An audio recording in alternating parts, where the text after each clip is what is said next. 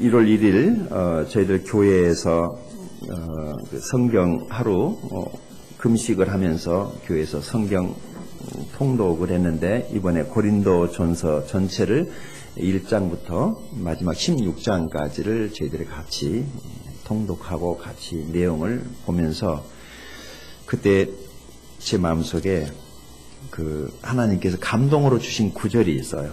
같이 한번 볼까요? 고린도전서 14장 40절을 먼저 갔다 오십시다. 신년 새해 저와 여러분의 이런 삶의 변화가 축복으로 연결될 것입니다. 고린도전서 14장 40절 같이 한 목소리 읽어볼까요? 시작. 모든 것을 품위 있게 하고 질서 있게 하라. 아멘. 어떻게 하라고요? 모든 것을 품위. 여러분, 신앙인들에게 있어서 품위라는 것이 무엇일까요?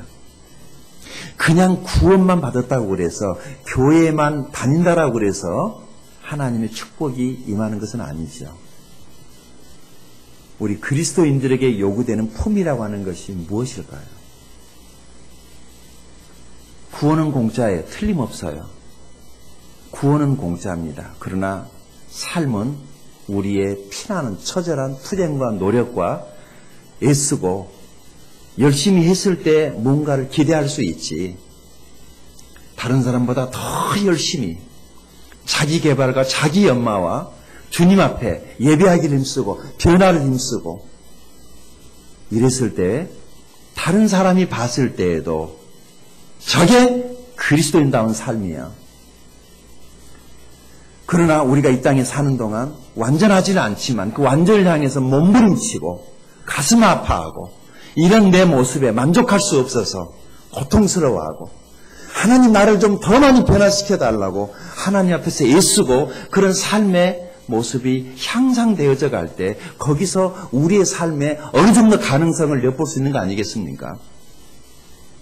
여기 품이라고 하는 것은 분명히 우리 그리스도인들에게 요구되는 그러한 품위가 있을 것입니다. 예배 오실 때 의상이라든지 옷매무새라든지 정신 자세 아니겠습니까? 예배 시간들도 올해부터는 좀 뭔가 좀 변화를 여러분들이 가지고 올 필요가 있습니다. 이런 나의 어떤 변화로부터 내 삶의 변화가 온다는 것을, 내 마음의 결심, 내가 중심이 돼서 뭔가 좀 변화를 가져와야만이 우리의 삶에도 더 나은 결실을 기대할 수 있지 않겠습니까? 교회 포가 우리를 변화시켜주는 것 아니에요. 기도 당연히 해야 되는 거예요. 예배 당연히 해야 되는 거예요. 헌금 생활 당연히 해야 되는 거예요. 교회 봉사 당연히 해야 되죠. 그러나 여기 다시 보세요. 모든 것을 품위 있게 하고, 얼마나 마음에 드는지 몰라요. 우리 서로가 서로를 봤을 때 품위 있는, 그러죠? 그런다고 그냥 괜히 겉만 던지라는 그런 거 말고 말이죠. 보면 알잖아요. 겉다르고 안 다르고가 아니라 겉하고 안이 같은 사람 말이죠. 뒤집어도 그 모습, 옳게 입어도 그 모습. 갑자기 이런 생각이 나네요. 겨울에 어떤 강아지가 길에서 만났습니다. 한 강아지는 털강아지였어요. 털이 부실부실하게. 그런데 한 강아지는 원래 털이 없는 강아지였어요. 그래서 추워 보이잖아요. 그래서 털 많은 강아지가 물어봅니다. 야, 너 참 춥겠다. 뭐라 그러는 줄 아세요? 야, 인마! 나 옷 뒤집어 입었어. 안 추워! 신앙의 내실. 그렇죠? 내실 있는 사람들이 됐으면 좋겠어요. 그게 품이 아니겠어요? 여유 있어 보이고 신앙인다운 모습으로 초조하지 않고 세상 사람들처럼 막 쫓겨가지 않고, 고 최진실 씨의 남편 되시는 분이 어젠가 또 자살했더만요.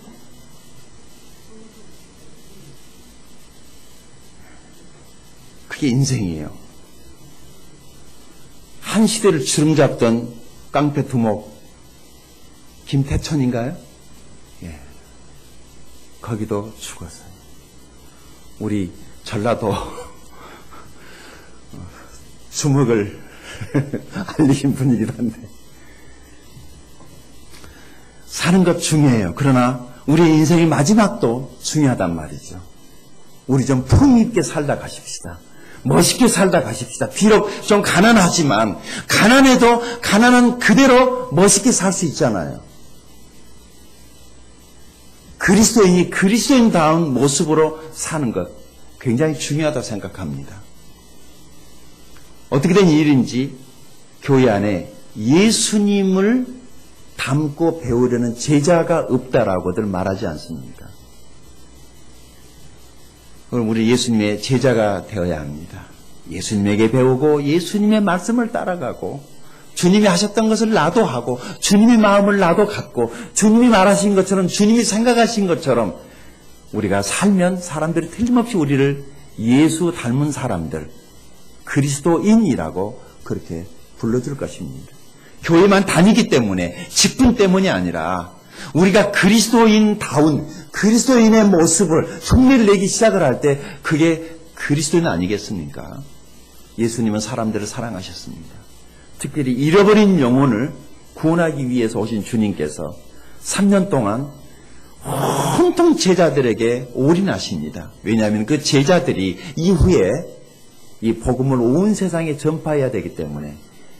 여러분, 우리 교회는 제자 훈련하는 교회입니다. 큐티하는 교회입니다. 새해에도 우리의 삶 속에 큐티하는 사람들다운, 제자 훈련 받은 사람다운 그런 모습들이 나타날 수 있게 되기를 바랍니다. 모든 것을 품위 있게 하고, 이게 얼마나 마음에 드는지 몰랐어요. 품위 있게. 사람들이 그렇게 말하더라고요. 우리 목포사랑 침례교회 왔다 간 사람들이 교회가 좀 색다르다는 얘기를 많이 들어요. 하나님 말씀 우리가 거저 배우는 것 같지만, 큐티 그냥 하는 것 같지만 절대 그냥이 아닙니다. 제자 훈련 아무것도 아닌 것 같죠. 그러나 제자 훈련은 필요한 것입니다. 한다고 해서 당장에 변화된 것은 아닐지라도 시간이 지나면 변화가 되는 것입니다. 오늘 새해 첫 신년 예배에 나오실 때 나름대로 뭔가 좀 새해에 삶의 어떤 변화들을, 마음의 각오를, 결심을 새롭게 하기 위해서 이 예배에 나오신 줄로 믿습니다. 하나님께서 여러분 모두를 축복하시기 바랍니다. 또 한 해가 되었다라고 이렇게 아무 생각 없이 이 한 해를 맞이하는 분이 있는가 하면, 어떤 사람들은 올해는 뭔가 내 인생의 전환기를 만들어야지, 우리 가정에, 내가 하고 있는 사업에, 아니 내 신앙에, 내 인격에, 내 영혼 안에 뭔가 좀 전환기가 됐으면 좋겠다라고 생각하시는 분들, 그런 바람과 꿈이 다 이루어지게 되기를 바랍니다. 그러나 그것은 하나님의 도우심이 있을 때만 가능하다는 것이죠. 하나님의 도우심이 있게 되기를 바랍니다. 그래서 여러분 가정에, 여러분 사업에, 그리고 우리 교회에도 새로운 하나의 전환기가 되었으면 좋겠습니다. 여러분이 살아온 날들을 한번 도표를 그린다면, 여러분 인생에 크고 작은 일들을 한번 그래프를 그린다면 그 그래프의 곡선이 어떤 곡선이 나올 것 같습니까? 한번 생각해 보시기 바랍니다. 그 곡선이 해마다 오르락 내리락 할 때 그 곡선이 완만하십니까? 그렇지 않으면은 업다운이 심합니까? 저 같은 경우에는 곡선이 굉장히 심합니다.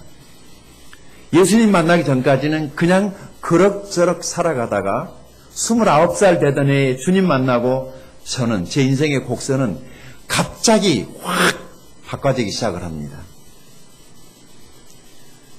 그리고 계속해서 제 곡선은 위쪽을 향해서 그려져 올라갑니다. 여러분의 인생은 어떻습니까?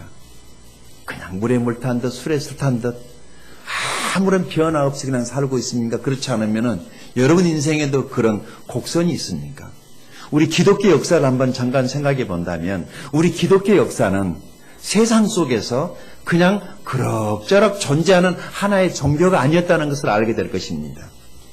기독교 초기, 주님이 이 세상에 오신 그때부터 교회는 이 땅 가운데 뭔가 세상 속에 강력한 영향력을 행사했다는 것을 우리는 보지 않습니까? 역사가 그것을 말하고 있고 성경이 그것을 말하고 있습니다. 오죽했으면은 연병들이라고 그랬을까요? 전염병 같은 사람들.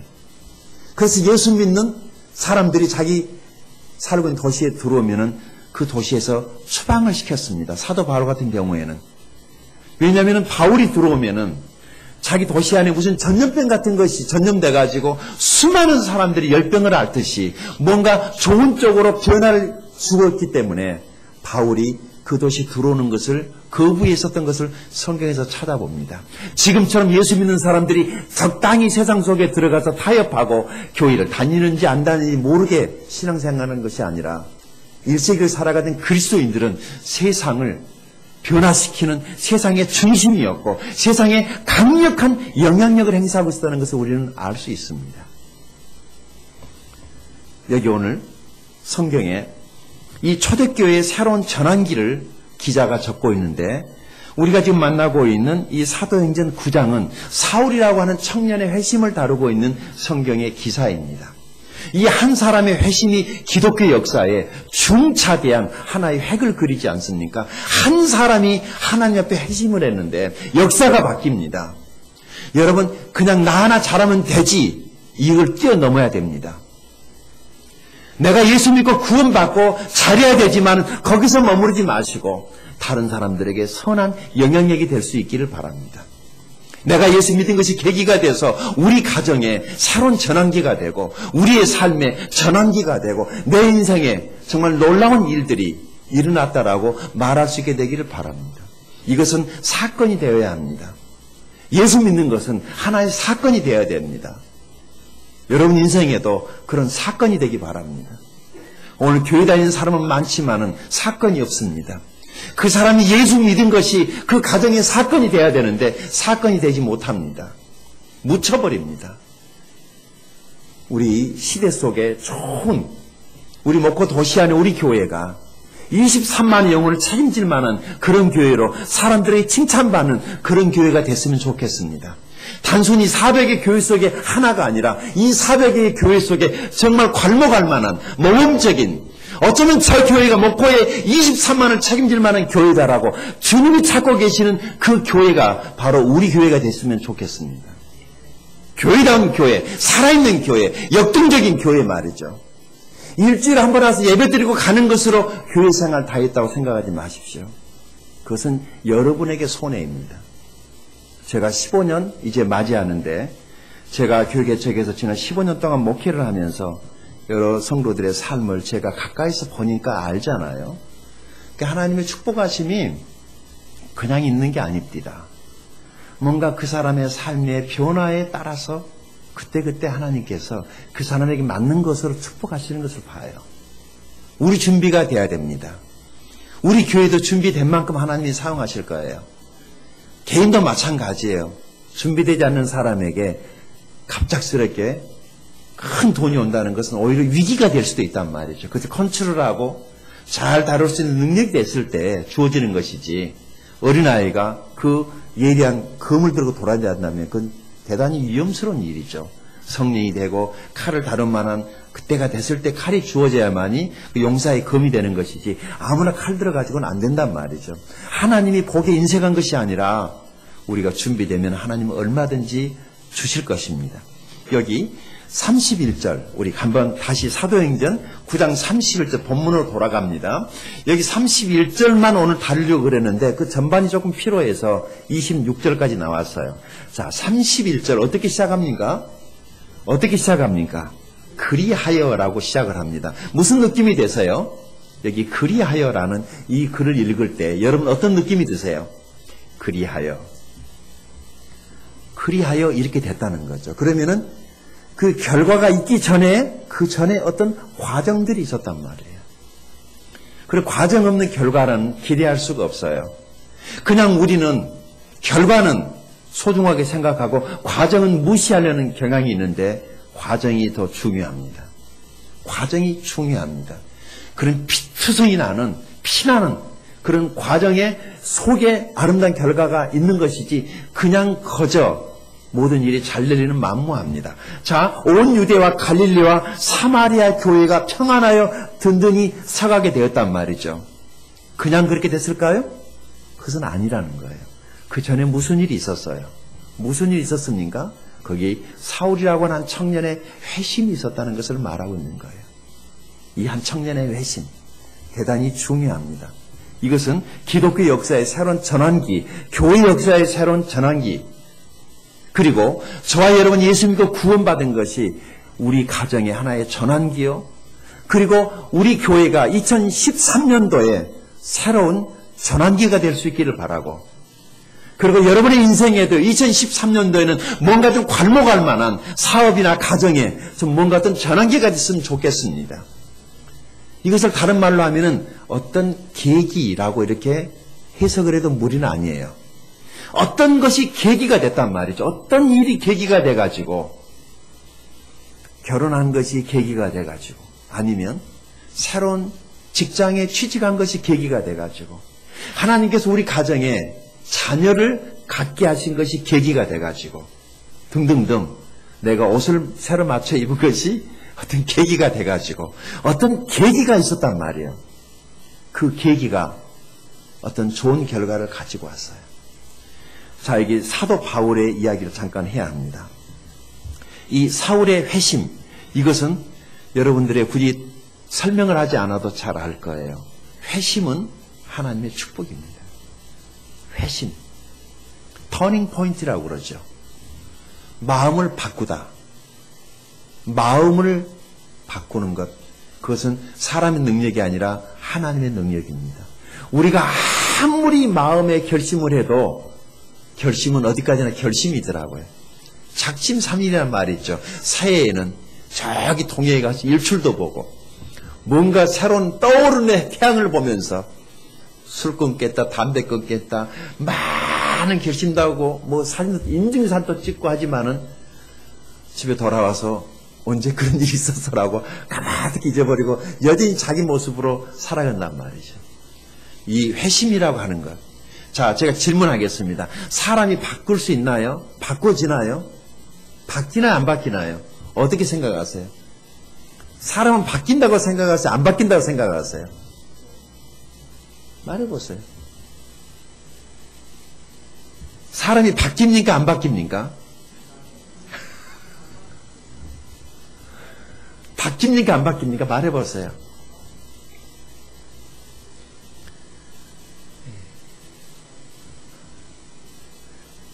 그런데 하나님이 사람을 바꾸십니다. 하나님이 바꾸십니다. 사람은 절대로 물리적이나 어떤 충격이 와도 바뀌지 않습니다. 충격은 충격이에요. 상처만 받아요. 그러니까 인간아 좀 변하라고 그렇게 해도 잔소리로 사람이 바뀌었다면, 부인의 잔소리로 남편이 바뀌었다면 세상은 이미 평화가 왔을 것입니다. 부인의 잔소리로 변화되는 남편은 한 사람도 없습니다. 근데 사람이 안 바뀌는데 또 바뀝니다. 하나님이 하시면.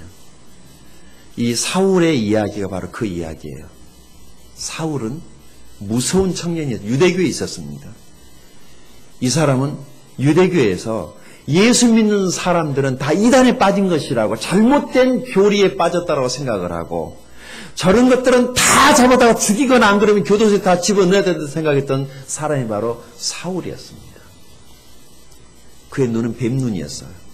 눈초리가 얼마나 무서웠던지 실로는 뜨고, 그래서 사울이랑 눈을 맞추는 것조차가 두려움이었어요. 얼마나 무서웠던지. 차세대 유대교를 이끌어갈 수 있는 차세대 지도자였습니다.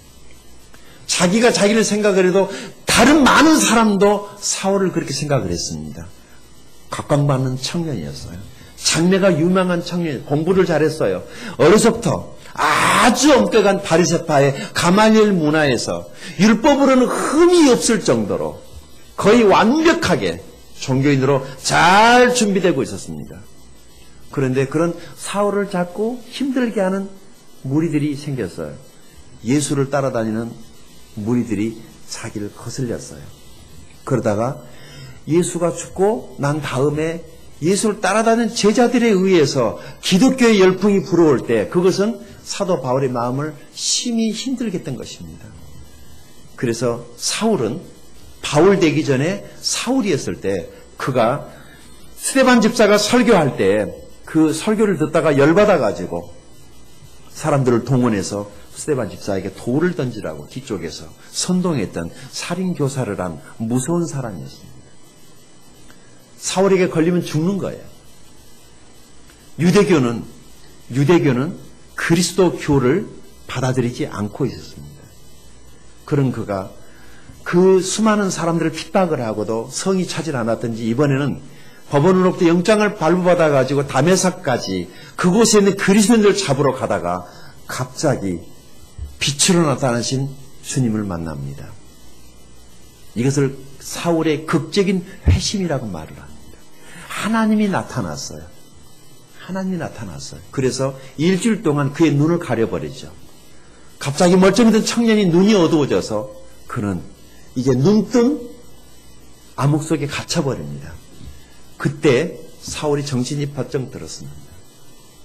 자기의 의지와 노력으로 얼마든지 모든 것을 다 지었다라고 생각했던 사울은 두려움에 휩싸였습니다. 인생은 내 마음대로 되는 게 아니구나. 그냥 말에서 떨어진 줄 알았는데 갑자기 눈이 안 보이는 거예요. 캄캄함이 온 세상을 덮여버립니다. 눈이 안 보이니까 한 걸음을 갈 수가 없는 거죠. 그때 알았습니다. 그리고 그때 자기 귀에 명백하게 들려오는 음성이 있었습니다. 그것은 주님의 음성이었습니다. 그렇구나. 자기 인생의 주인이 따로 있다는 것을 사울이 그때 안 거예요. 그리고 사울이 회심을 합니다. 주님은 사울에게 나타나 주셨어요. 보세요. 사울이 예배하다가 하나님 만난 것도 아니고 기도하다 찬양하다 만난 게 아니라 예수 믿는 사람들을 극악무도한 방법으로 핍박하고 있을 때 그에게 나타났어요. 참 이상하죠? 예배 잘하는 사람이 나타나지 40일 금식하는 사람에게 나타나지 신앙생활 열심히 하는 사람이 나타난 것이 아니라 예수 믿는 사람을 핍박하고 있는 사울에게 나타나신 거예요. 이것이 하나님의 사랑입니다. 해석할 수 없고 이해가 안 되는 거예요. 우리가 생각해서는 저런 인간은 딱 벼락 맞아 죽였으면 좋겠다라고 생각을 했는데 하나님은 그 사람을 변화시키세요. 하나님의 방법이에요. 저런 인간은 세상에 사라졌으면 좋겠다라고 그러는데 하나님은 그런 사람을 꼭 변화시키세요. 그러니까 인간이 봤을 때 가능성이 없는 사람일수록 하나님은 가능성을 두고 있는 거예요. 저도 여러분도 가능성이 없었기 때문에 하나님이 우리를 찾아와 주신 거예요. 그것이 하나님의 은혜입니다. 세상 사람들이 우리를 봤을 때, 내가 내 자신을 봤을 때 가능성이 없었어요. 우리가 하면 뭘 얼마나 하겠습니까? 그런 우리를 만나주신 하나님의 은혜를 찬양합니다. 하나님은 사울을 찾아와 주셨고 사울은 눈을 뜨고 이제 새로운 삶을 살기 시작을 합니다. 자, 이 회심, 이 사울의 회심. 이 회개라고 하는 것은 가던 방향을 바꾸는 것을 회개라고 말하고 회심은 마음을 바꾸고 생각을 바꿨다라고 하는 것을 회심이라고 그래요. 그러니까 이 회심이라고 하는 것은 내가 예수 그리스도를 믿을 때 나에게서 일어나는 일인데 이것을 삶의 현장으로 옮겨가기까지 굉장한 시간이 걸린다는 것. 이것이 단회적으로 예수 만나자마자 확 바뀌지 않는다는 거예요. 마음은 굴뚝 같은데 내 살아온 삶에 그동안에 습관되어진 것들을 바꾸는 데는 자기와의 싸움이 필요합니다. 그 시간은 사람마다 상황이 있고 사정이 있어서 어떤 사람들은 그 변화가 조금 빨리 1, 2년 만에 상당히 많이 변한 사람이 있어요.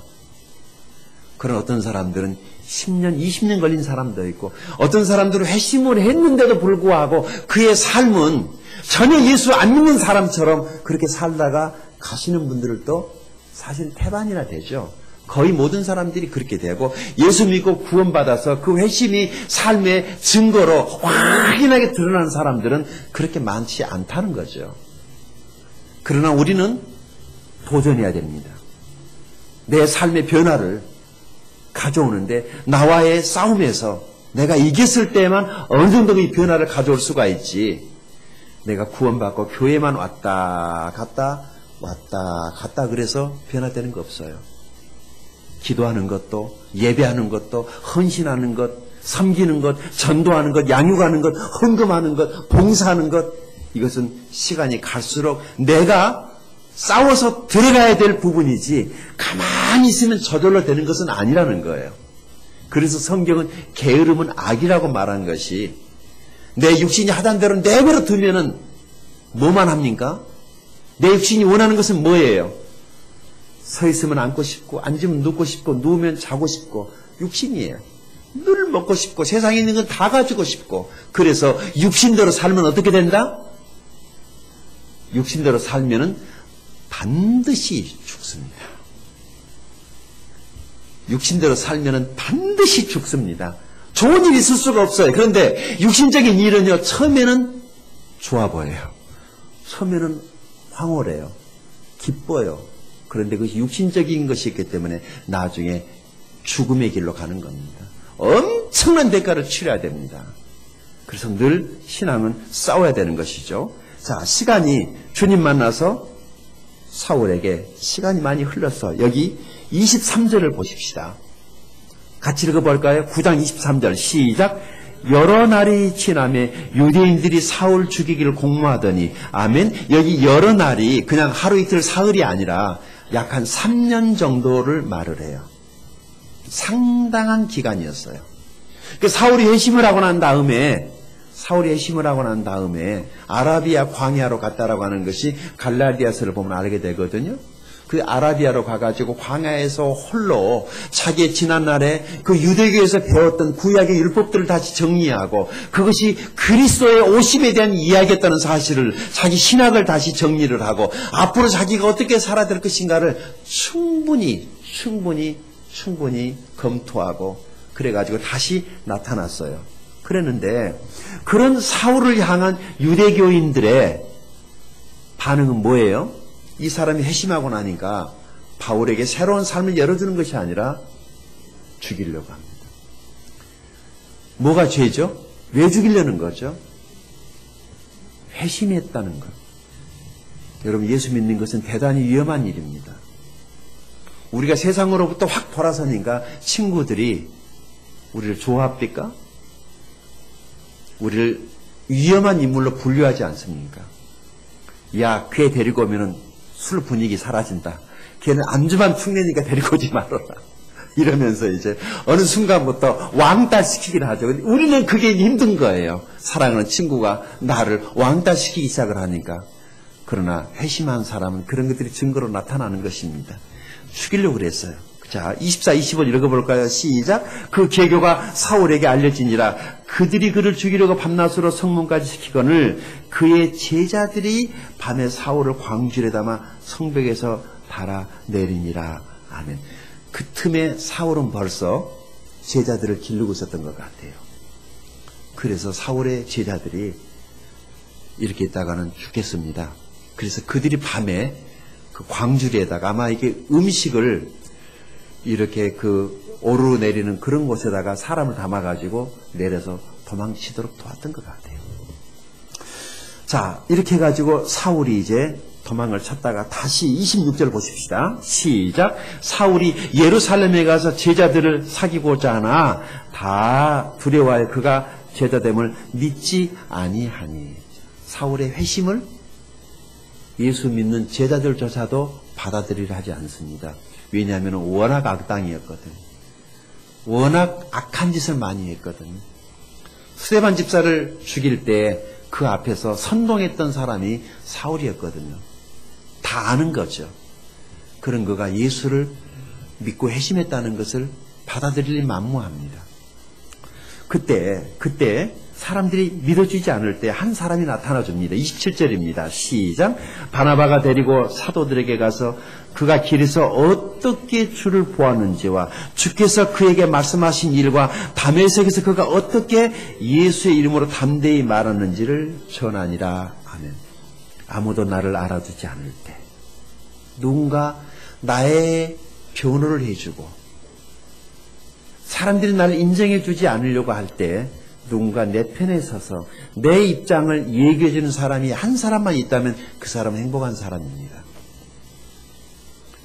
우리 전라도 사람들 쓰는 말, 복장 터져 죽겠다는 말이 있죠. 내가 예수 믿고 회심을 한 것이 구원받은 것이 틀림이 없어요. 과거는 과거지만 내가 새로운 사람이 돼서 새로운 삶을 살겠다라고 하는데도 불구하고 그것을 거절하고 있을 때 바나바라고 하는 사람이 나타나 줍니다. 여러분, 우리는 다른 누군가의 신앙의 증인이 되어줘야 됩니다. 그러기 위해서는 사람들을 가까이서 봐야 되는 것이죠. 바나바는 알았습니다. 회심한 사람이 회심한 사람을 알아보고, 거듭난 사람이 거듭난 사람을 알아보고, 구원받은 사람이 구원받은 사람을 알아보고, 이게 설명으로 되는 것이 아니기 때문에 성령 받은 사람이 성령 받은 것이 무엇인가를 바로 아는 것입니다. 설명으로 되지 않습니다. 우리 교회 안에는 회심한 사람들이 있고 그냥 교회만 다닌 사람들이 있습니다. 나는 우리 교회가 회심한 사람들로 교회 구성원이 되어 있으면 참 좋겠다라고 생각을 합니다. 그러나 교회 안에는 언제나 교회를 다니기 위해서 예수가 누구인지 하나님 누구인지를 알기 위해서 오신 사람들이 늘 교회는 있어야 됩니다. 그래야지 우리가 그들에게 복음을 전하지 않겠습니까? 새해에는 예수 모르는 사람들도 우리 교회에 자연스럽게 올 수 있기를 바라고, 예수 믿는 우리는 그들에게 복음을 전해서 새로운 삶을 살아가도록 도와주는 저와 여러분이 될 수 있기를 바라봅니다. 바나바와 같은 사람이 되십시다. 사울이 힘들어서 사람들이 사울을 인정해주려 하지 않을 때, 가까이 하려 하지 않을 때 그 사울 곁에 가까이 다가서주는 바나바 같은 사람이 될 수 있기를 바랍니다. 바나바는요, 훌륭한 사람이었어요. 이미 초대교회 평판이 나 있어요.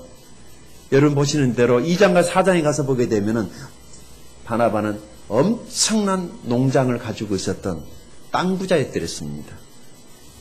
그래서 자그마한 그런 손바닥만한 밭 가지고 있다 판 게 아니라 어마어마한 재력을 가진 사람이었습니다.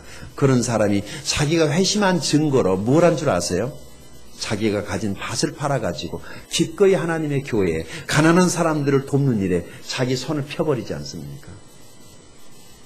그리고 이 바나바는 자기 인생을 하나님께 맡기고 하나님께서 주시는, 공급해 주시는 것으로 살아가고 있었던 이런 사람이 다른 사람의 변호인이 되어줘야 될 수 있다는 것이죠. 여러분, 신앙생활을 입으로만 하는 사람들은요, 잘 믿어주려고 하질 않아요. 증거가 있어야 됩니다. 회심한 증거, 이런 것들이 삶에 구체적으로 나타나야 된다는 것이죠. 자, 이 사울이 회심을 한 다음에 생명의 복음을 전하면 전할수록 저항이 더 심했어요. 심지어 사울을 받아들이려 하지 않은 정도가 아니라 사울을 죽이려고 한단 말이에요. 여기 29절을 또 보십시다. 시작. 또 주 예수의 이름으로 담대히 말하고 헬라파 유대인들과 함께 말하며 변론하니 그 사람들이 죽이려고 힘쓰거늘. 사울을 어떻게 하려고 그래요? 입만 열면은 예수 얘기를 하니까 사울의 입을 막 찢어 죽이려고 하는 거예요. 입만 열면은 막 죽이려고 하는 거예요. 복음 전하기는 커녕 복음 전하면 너 돌아다가시겠다. 그래서 너 좀 지금은 때가 아닌 것 같다. 지금은 때가 아닌 것 같다. 그래서 사울이 어디로 갑니까? 30절 시작. 형제들이 알고 가이사라로 데리고 내려가서 다소로 보내니라. 아멘. 여기 이 형제들은 어떤 사람들을 말하는 것일까요? 그리스도인 형제들이겠죠. 회심한 사람들이었겠죠. 사울아, 우리는 너를 믿겠는데 사람들이 너의 말을 들어주질 않는다. 지금은 때가 아닌 것 같다. 너 잘못하다 돌아가시겠다. 그러니까 잠깐 좀 자숙하고 있어야 될 것 같아. 라고 이제 어디로 갔냐면 다소라고 하는 자기 고향 집으로 보내지는 것입니다. 여러분, 열정만 가지고는 하나님의 일을 하지 못합니다. 하나님의 일은 혼자서 할 수 없습니다. 우리에게는 서로 동역이 필요합니다. 내가 힘들 때 나를 변호해 줄 수 있는 바나바와 같은 동역자가 있는 사람, 행복한 사람입니다. 내가 인생의 위기를 만났을 때 나를 잠깐 피신시켜 줄 수 있는 이런 좋은 그리스도인 형제를 두고 있다면, 이런 좋은 교제권을 두고 있다면 신앙생활 어느 정도 성공하고 있는 것이죠. 주변에 이런 좋은 관계들을 만들 수 있기를 바랍니다. 내 인생의 위기의 순간에 아무도 돌아봐주는 사람 없이 나 모르겠다고 전화 다 끊고 전화가 와도 받아주지 않는다면 얼마나 황당하겠습니까? 그러나 내가 인생에 무슨 어려운 일을 만났을 때 찾아와주고 전화하고 문자 보내면서 어떻게 지내느냐고 내 삶에 관심을 가져줄 수 있는 그런 그리스도인 친구가 있다면 우리의 신앙생활은 그렇게 힘들지 않을 것입니다. 새해에는 교제의 폭을 좀 넓힐 수 있기를 바랍니다. 늘 만나던 사람들하고는 만나지 마십시오. 그러다가 문제가 생기면 신앙으로부터 심한 상처와 모멸감을 얻어가지고 아예 교회 생활조차도 포기하는 사람들이 있지 않습니까? 여러분 교회 안에서 신앙생활 폭을 넓혀서 여러 사람과 교제할 수 있기 바랍니다. 회심, 이것은 우리 그리스도인들이 누릴 수 있는 하나님의 축복입니다. 두 번째, 여기 무엇이 축복인가 31절을 보겠습니다. 그리하여 이제 사울이 어디로 갔어요? 다소로 갔어요. 자, 다소로 갔는데 다소로 간 것이 계기가 됐단 말이죠. 그것이 계기가 돼가지고 무슨 일이 생겼습니까? 온 유대와 갈릴리와 사마리아 교회가 평안하여 든든히 서가고 있었다라고 하는 것이죠.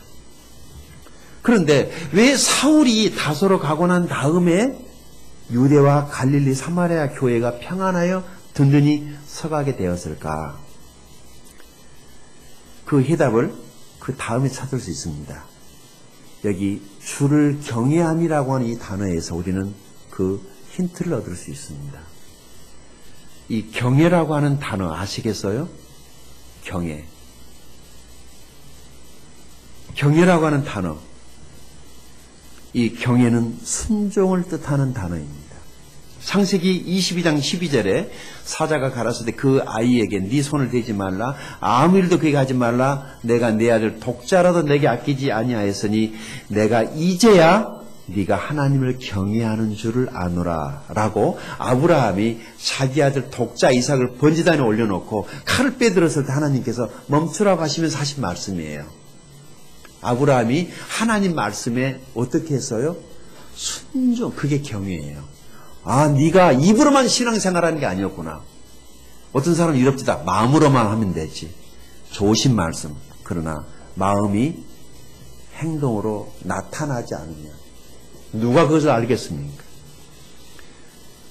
마음으로만 사랑하면 되지.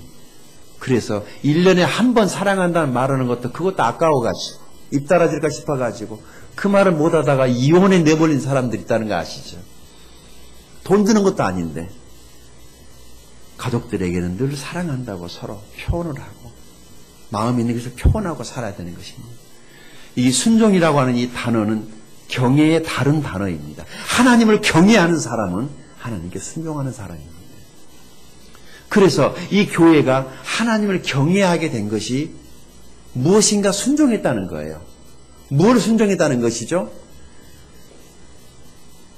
이 동네 사람들은요, 율법에 길들여진 사람들이에요.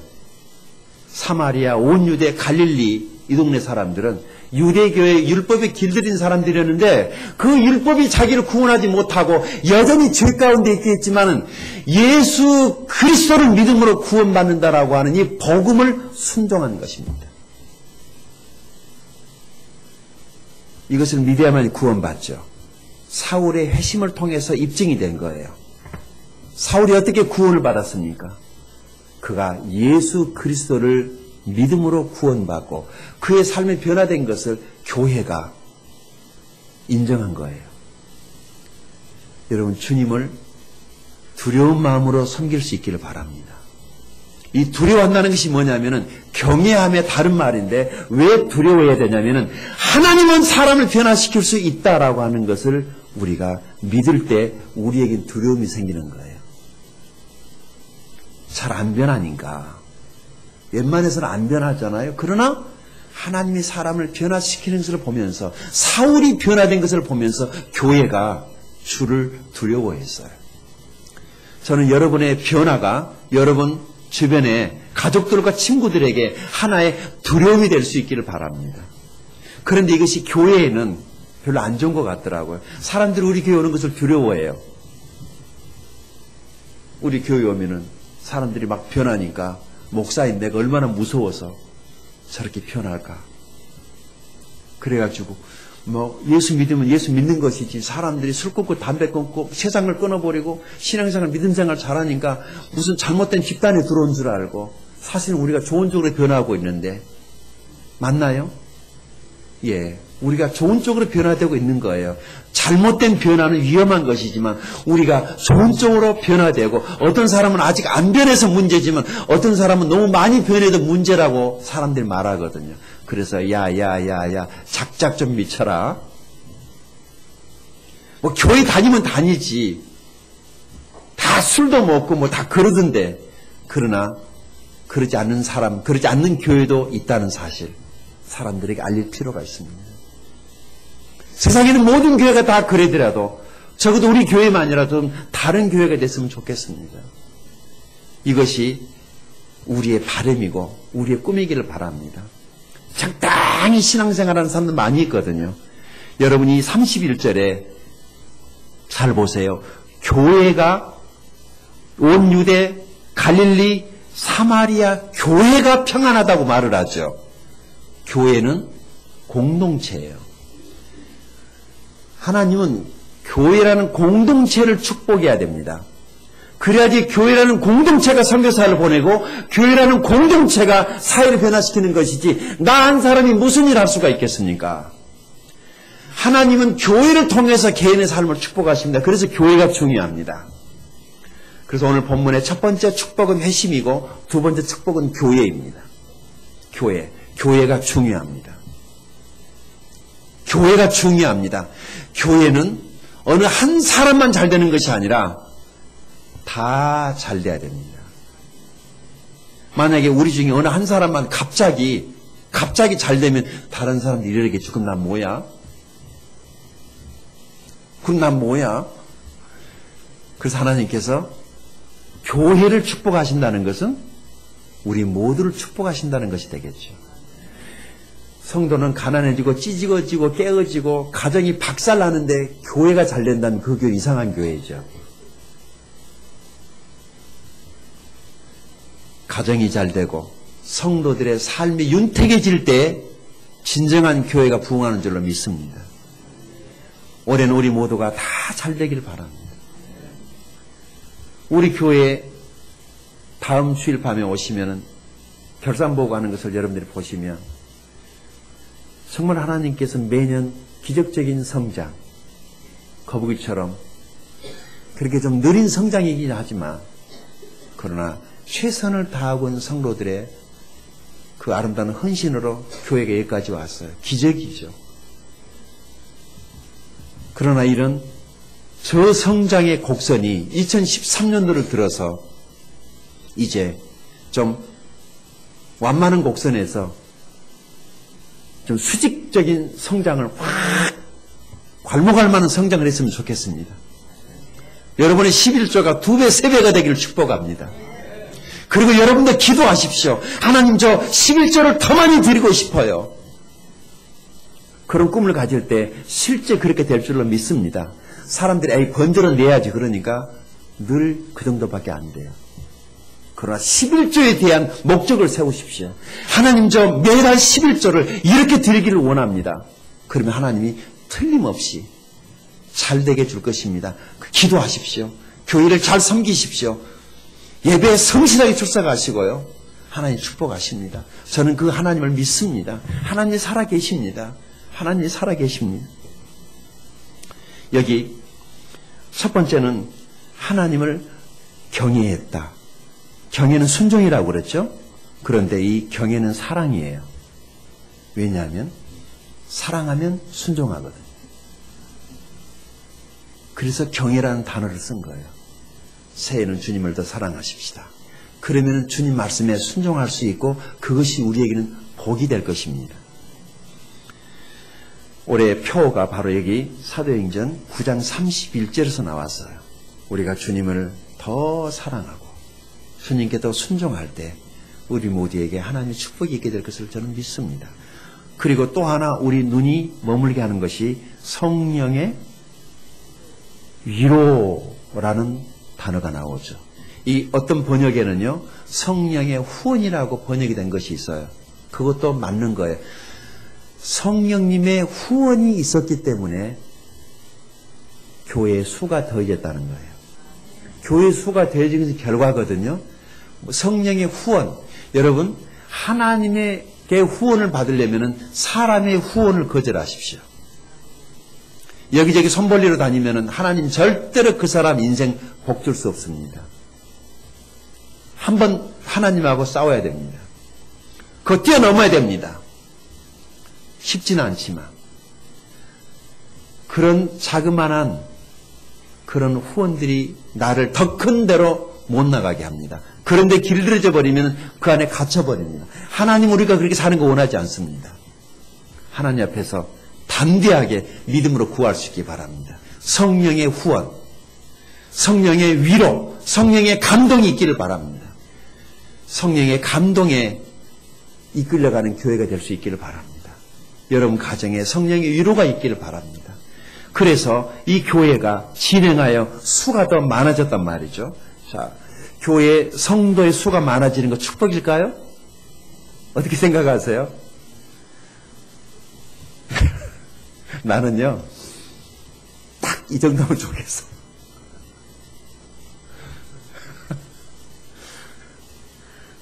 아니, 이 정도도 내기는 버거워요. 힘들어 죽겠어요. 딱 좋은 숫자는 12명.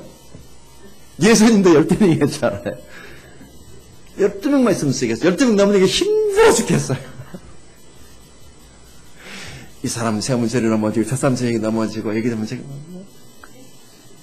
그럼 몇백 명 되면은요, 저는 전형이 못 살 것 같아요. 제가 약해가지고, 다 못 돌보면 제 스스로 아플 것 같으니까 하나님이 제 믿음대로 줄 것 같은데, 물론 교회가 수가 많아지면 할 일도 많아지고 사역도 많이 개발되고 일꾼도 있어야 되고 뭐 재정이 좀 있으면 일꾼들의 어떤 그 뒷바라지도 하고 선교도 하고 할 일이 많이 있죠. 목적이 분명히 세워지면은 물론 하나님 사람도 보내줄 것이라 믿습니다만은 올해는 하나님께서 저희 교회에 많은 사람들을 더해 주기를 바랍니다. 교회가 부흥하는데 이런 과정이 필요하다고 그래요. 뭐냐면 준비 과정이 필요하다고 많은